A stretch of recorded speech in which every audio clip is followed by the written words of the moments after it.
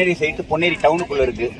CMD approve plot எல்லாம் 800 square ஃபீட்டா இருக்கு. With ரெராவோட இருக்கு. இந்த சைட்டை பொறுத்த வரைக்கும் ஃபுல்லா தார் road, drainage, EB, solar light, அப்புறம் ஃபுல் கேட்டட் கம்யூனிட்டியா இருக்கும்.